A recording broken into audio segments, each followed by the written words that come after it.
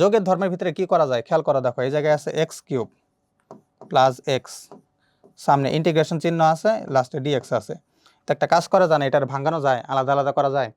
তো x cube dx ফাংশনটা আলাদা করলাম, এক্স ডিএক্স ফাংশন আলাদা করলাম। এখন কথা হলো, তুমি দেখো এই এক্স এর উপরে 3, এর আমরা এন বলতে পারি না, x to the power n.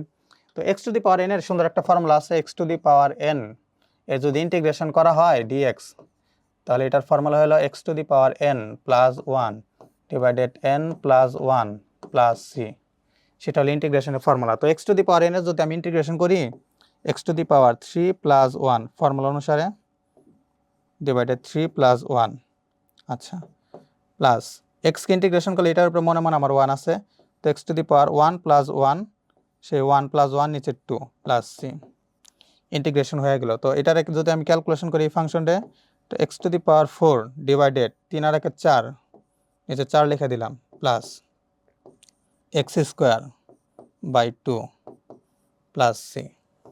তো এই ফাংশনটা এইভাবে লেখা যায় 1/4 x to the power 4 plus 1/2 x square plus C.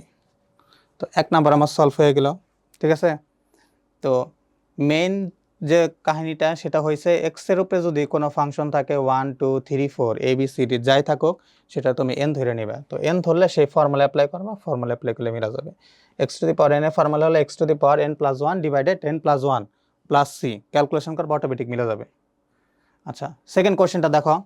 Second কোশ্চেনে কি বলছে, সেকেন্ড কোশ্চেনে আমি ফর্মুলা অ্যাপ্লাই করবো। তুমি আগে ইন্টিগ্রেশন করবা না, আগে দেখবা যে এটা ট্রাইগোনোমেট্রিক ফর্মুলা যায় নাকি অ্যালজেব্রিক ফর্মুলা যায়, ঠিক আছে, নাকি অন্য কিছু করা যায়। আগে নর্মাল ক্যালকুলেশন করে ফাংশনটাকে সরল বানাবা, সরল যদি একবার হয়ে যায় তখন তুমি অটোমেটিক ইন্টিগ্রেশন করতে পারবা। আচ্ছা দেখো, 1 নাম্বার ম্যাথটা দেখো, এই জায়গায় বলছে যে integration of x plus 7 integration of x minus 7 dx দেওয়া আছে। আচ্ছা, একটু ভালো করে বুঝো, এটা